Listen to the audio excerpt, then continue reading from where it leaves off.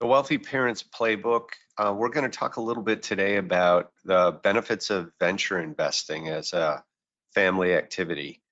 And this extends far beyond kind of the financial dimension. A lot of our investors have found some real benefits, and Alumni Ventures, especially with our syndication program, where we share information and data room and deal analysis, is a great vector for this to be a very practical solution. So looking forward to today's webinar. Before we get going, we're speaking today from about Alumni Ventures and our views of the associated landscape. This is for educational purpose only. It is not an offer to buy or sell any securities which are made pursuant to formal legal documents. And off we go. This is what we're going to cover today. First of all, there's significant wealth transfer that has been created by the boomers that's going to be transferred to the next generation over the next 20 years. VC is a fantastic classroom. Just some lessons, both from venture investing that applies to life and then beyond investing itself. And then some tips and tricks for how you can actually go about doing this in a big way or an incremental way.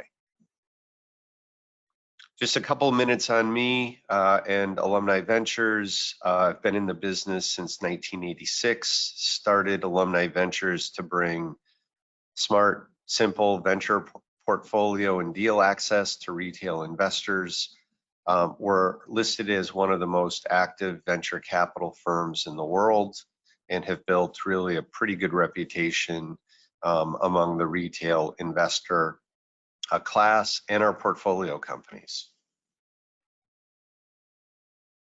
We've raised just about $1.5 billion. We make investing very accessible to accredited investors with low minimums. And we have 100 employees plus, about half in the back office and half in the venture hubs. We're a co-investor only. So we work with among the top venture capital firms on the planet.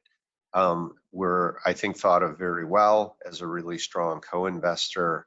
And one, I encourage people to check out our portfolio companies. At the end of the day, this is the measure of a venture firm, is the companies you invest in and how they do.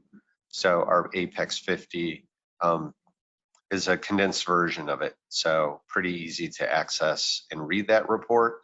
We'll be sending this deck along as a resource. Encourage you to share it with family and friends. Hopefully you'll strongly consider investing more as a family. Again, most of you are familiar with these names. These are the kinds of firms we co-invest with. Over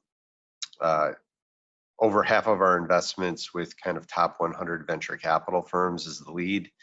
And there's also up and coming vertically oriented firms that we like to invest in certain niches as well. So let's hop right into it. First point is, most people are familiar with the incredible wealth creation that the boomers have developed. That value will be moving on to the next generation, Gen X and millennials. That is just starting to happen and will take place really over the next 20 years as the boomers pass on their wealth to the next generation. I think a lot of parents want to be sure that the next generation is good stewards of that resource, does good with it. And, you know, I think it's a really tricky but important job to find vectors to educate the next generation. But a lot of money's flowing that way, folks. So Just a few points, and we're going to make this pretty direct. When you look at a venture deal, it is about the tip of the spear of investing. So a lot of investments, are analyzed in hindsight. This is a real-time, realistic fundamentals of investing brought to life. So all the things from financial to team to market opportunity to business models, that's capitalism. And looking at a venture deal brings that into really strong relief. I think one of the key takeaways is this is something that a lot of people find very interesting and want to get involved with. So it's one thing to those of us that are parents, and again, I'll just speak personally, I have 3 adult kids. Getting your kids to engage in things, that they're not interested in is like pushing on a string. But when you talk about investing and technology and valuing their opinion and analysis and vote, it is a great opportunity to engage and have meaningful conversations about money, about risk, about values. We live in a world that requires critical thinking. It is very short-term oriented. Venture capital thinking really, again, exercises the muscles of analysis, debate, patience. We're also talking about where the world is heading. Technology innovation is upstream to the world, and things that will impact careers and family decisions and politics and life, and understanding what's happening, what's a fad, what's going to change the world. That curiosity, that entrepreneurial thinking is really important to developing a mind for the next 30, 50 years. I also think the venture mindset, and I write about this extensively, builds skills that extend way beyond just investing. When it comes to relationships, career development, any kind of decision making, I think there is really important venture capital lessons can apply. And I'll talk a little bit about some of those today. But VC is an excellent classroom. So I'm going to just talk about 6 of the very important things that I think matter that can be communicated through looking at a venture deal as a family. Number 1, venture capital is a power law business. It's about your wins, not your losses. That is an important life lesson. We live in a society that frankly doesn't encourage a lot of risk and failure among young people. The ability to learn grit and resilience. Again, venture capitalists are judged by their wins, not by their losses. It is a power law business, and I think that applies to life. Your good decisions are so much more important than the setbacks. So I think this is a great training tool to understand about asynchronous risk. I think it's a great area to be talking about compounding, the power law, wins paying for losses. And again, I think there are lessons in education and throughout life that this is a really important life lesson. Time arbitrage. We live in a world that is about the moment, about frankly, get rich quick. It is about quarterly earnings. It is about now. Attention spans are encouraged to get shorter. However, if one can think about things in longer time horizons, what I call time arbitrage, whether that be in your career, personal goals, education, developing of a family, thinking about medium and long term is a really important muscle to exercise and develop. Venture capital really forces that. We're talking about investments that take years before you even know if it was a good or bad investment. So just watching that development from a company over time, I think, is a really important lesson about the value of time, patience, compounding, grit, perseverance. The great companies, whether it be Apple or Amazon, live through kind of near-death experiences. Most of us in our career have had ups and downs and setbacks. And again, I think all of us want to communicate to the next generations the importance of grit, patience, compounding, getting really good at something that takes a long, long time and is hard. The importance of people, right?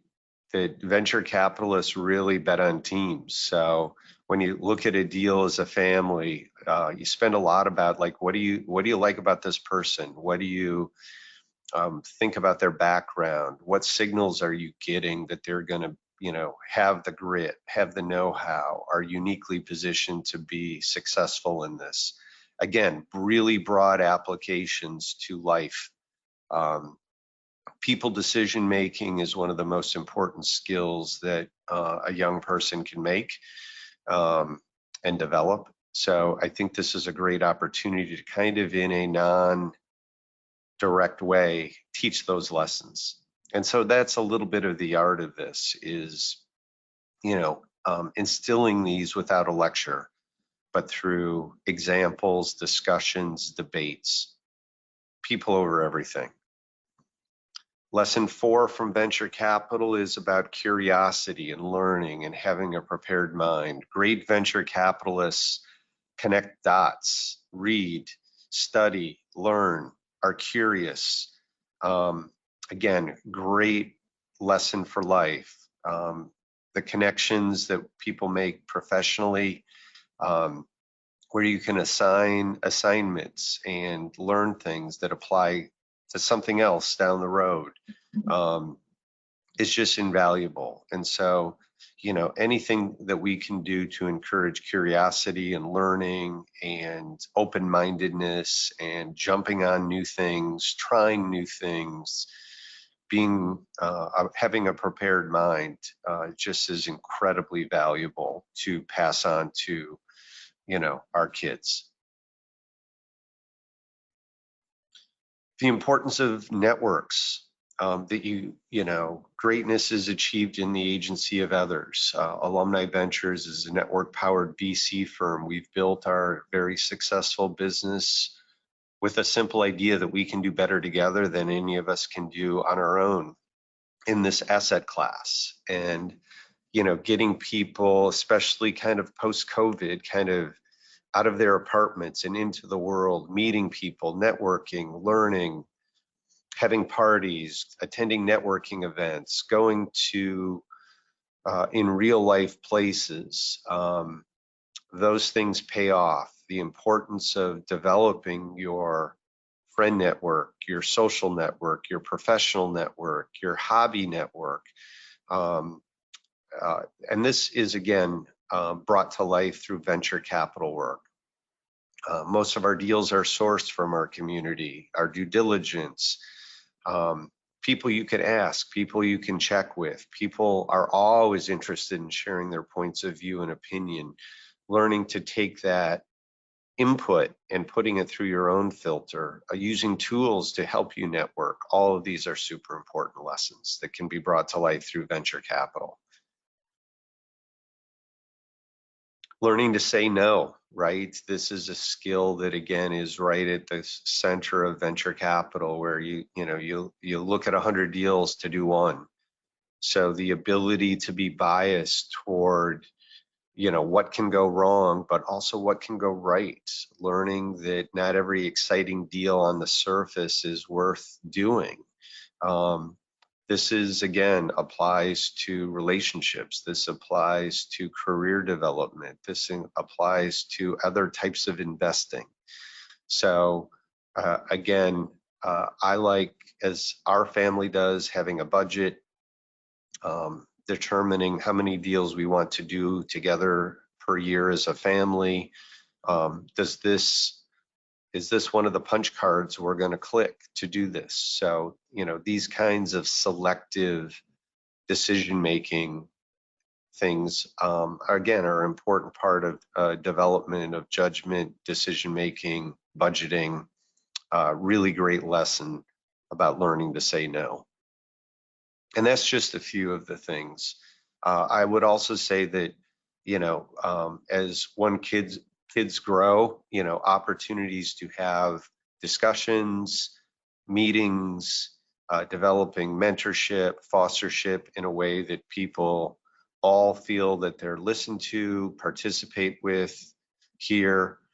Um, these are lifelong skills. I learn from my kids every day. Um, it also builds a lot of confidence, a lot of independence, a lot of critical thinking and maturity. And we live in, frankly, an entrepreneurial, innovation, tech-driven world.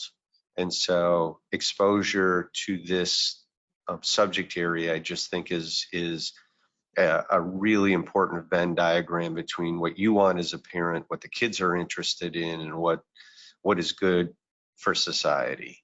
So really important extra benefits.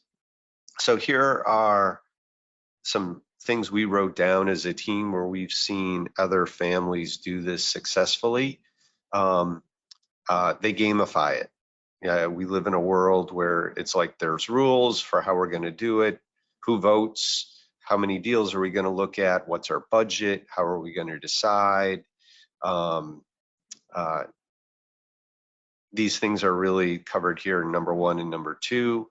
Obviously, sharing information, reports. I think a combination of independent work and some family discussion is the optimal way to do it. It doesn't have to be complicated and long, but hey, the family's looking at a deal. We're going to vote. Here are the materials.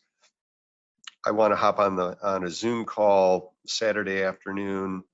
Who can make it? And if not, send in your proxy. As a leader, I think that it's really important, whoever's leading the charge here, to ask a lot of questions, encourage participation, empower people, require kind of responsibility and taking ownership of things. I think documentation is good. Again, I'm kind of a nerd, but we have kind of a family record keeper. Obviously, you want to develop this at the appropriate level for where your kids are at. The difference between a 13-year-old and a 23-year-old and a 33-year-old is pretty significant. But I think the earlier, the better you start talking about this. I think when things work out, I think those things are always important to celebrate and discuss. And when things don't work out, that you do, a discussion about, did we learn anything? But without assigning blame or mistakes or those kinds of things. Again, this is venture capital. We do this as venture capital partners.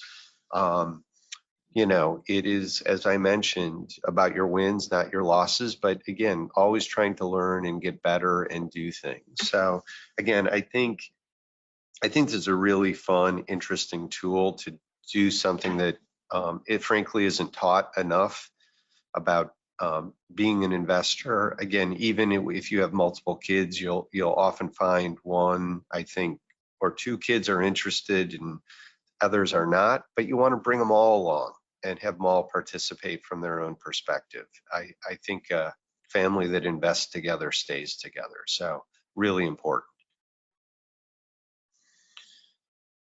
Again, I'll just emphasize this, that again, one more time, this is more than just about money. It's about values, wisdom, critical thinking.